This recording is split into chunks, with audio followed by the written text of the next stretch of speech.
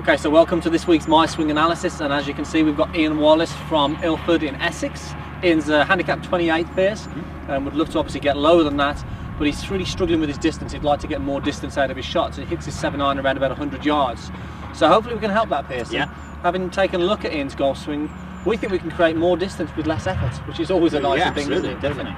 So let's go ahead and take a look at his golf swing. We have down the line first, and if we can just highlight first of all the setup, we're looking at his posture, and we can see he has what we call a C posture. So he's got a very curved spine at address, and this makes it very difficult to turn pace in the golf swing. And if we can just highlight his posture here as we go into the backswing, we'll see that what Ian does is actually loses his posture. So he loses the body angles that he creates at setup as he rises up at the top of the backswing. We can see that quite noticeably there, and then he'll move back down in order to hit the golf ball. So he's not really using the body pace as good as he could from a rotational element, and maintaining that posture really does help the contact as well.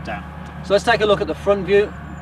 Again, we're going to see the same thing from the front view here, but one thing stands out to us as he moves the club away is when the lead forearm gets parallel to the ground pace, the wrists haven't quite worked, so he hasn't sort of hinged those wrists enough in the backswing. And we know this from so many other golf swings that we see. When the wrists are limited pace, it almost forces you to stand up to try and get the club up a little bit more. Definitely. So if we can involve some more wrists early in the backswing, we're going to see actually to maintain that posture is really going to help. So looking at the whole golf swing, it's pretty got a good shape, hasn't it? The shape of the swing's good. Path's good, isn't it? The path's very good. Contact is compromised. If we can get you maintaining posture with a better wrist hinge, actually we're going to change it quite a lot, and we're going to create more power, as we said, with less effort. Definitely. So first of all, the maintaining posture pace, really key for ball striking and creating power.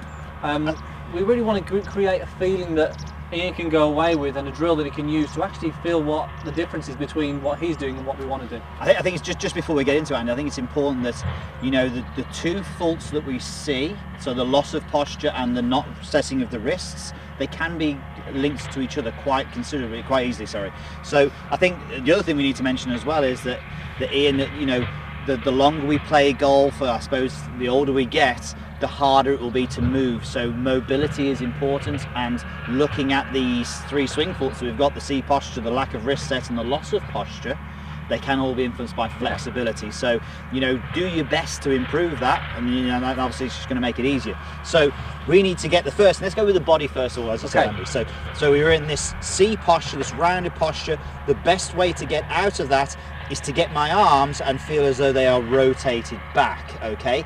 So I'm going from this position here, I'm rotating my arms back so my palms are now in front of me. You can do this with a golf club behind your body. So palms out, standing as tall as you can. Pull, push, whatever you want to do with the club, into the back of your legs. Tip forward and then soften your legs. You'll notice that my upper back is a lot flatter. We appreciate this may be difficult to do, but if you can get a little bit out of it and you go from there and get a little bit straighter, it's going to help as long as it's comfortable. Definitely. The key thing is when you're doing this as well, make sure you're hinging from the hips as well, Ian. So hinging from the hips is what's going to give you that nice neutral spine angle. Absolutely. The bend for you is coming a little bit more. It's so much easier to turn from there, isn't it? From a neutral posture, it's so much easier to create this motion. It has a knock-on effect, because as soon as you're in this position here, as soon as your arms get up to your shoulders, you are going to stand up generally to do this. So if we've got someone who is in this position and cannot get into a better position than they're already in, we say to them, make sure you swing the club shorter in the backswing. So that's the first thing we do. Okay, so the body movement. Yes, so we've got posture. So obviously whenever we do this next drill, if we've been working at posture, maintain that posture. So good posture, go into that setup position, and from there lift the hands and arms up. Now we call this the tilted windmill. This is a good one, Andy, isn't it? All the way from Holland, this one. So the feeling of here is that I'm going to have my arms locked. If there was a massive golf shaft going from my left hand to my right hand, my shoulders would be pinned, and then when I rotate, I point the hands down at the ground. Now you'll notice when I'm doing this, I am not standing up out of control on the backswing. I am maintaining, from a two-dimensional perspective, we are maintaining the angles that I created at setup. And this is really going to feel quite different for yourself, Ian. You know, just by, you can see their pace is sort of maintaining that posture. It's going to feel a lot different, and you start moving up and down in the golf swing, you're going to see these arms are going to move through all sorts of different planes, whereas these arms now are just moving through that sort of one plane and maintaining that posture. The more you do it, the more your arms are going to want to drop. They are heavy, so they're going to want to do that. So again, it's a nice workout for you on the shoulders, but you know, really be mindful that you're pinning those shoulders up and you're maintaining those angles. Okay, so we've got set up there, posture, we've got a drill there which is going to help you feel maintain the posture. Now we're going to give you a little bit of swing work, which is going to make a big difference as well. Okay, so we said there that a lot of people, when they don't cock their wrists in the backswing, they sort of get to here with no wrist cock, and then from there they want to get the club up any way they can. And generally it happens like this. So people they get to here with no wrist cock, and then the club gets up then by virtue of standing up, the elevator man, as some people may call it. So what we want to do, again, you know, the amount of mobility in your wrist is important in this, and this test here, or this drill should I say, will actually help give you an indication how much mobility you have got. So from the grip perspective, keep the pressure light, don't grip it too tight. Now I want you to imagine there's a box around your hands, and you have to keep your hands in the box, but you are going to lift the club head up. So you can see I am using my wrists to do this. But the most important thing, I'm maintaining my hands on the golf club. I am not getting it up there and letting go of the club. So I'm making sure that my hands are on the golf club, light grip pressure, keep the hands in the box, and then lift the club up. And then from there, you can actually maybe lift the club up and then do a backswing. That's a really nice way of doing it. Or from there, once you've kick-started the hands and got them moving a little bit, then you can actually move it into your backswing there. And you can freeze it there. This is the big difference now, Ian, as well, is when the forearm here is parallel to the ground. We see now that we've almost got this 90-degree angle here, where we know, Ian, you are more here. So we're looking to create that bigger difference between the shaft and the forearm, and that's what's going to really help you, A, maintain posture, but B, you're going to create a bigger lever there, which is going to help you create more power.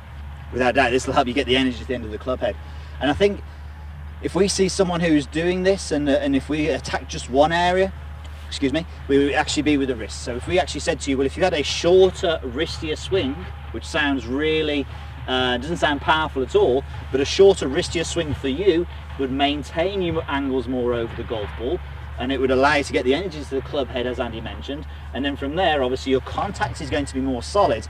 Now, if you get the contact solid, hit the ball first, the ball's going to go further anyway. So your 7 irons going 100 yards, they're going to go further just by getting the ball out of the middle.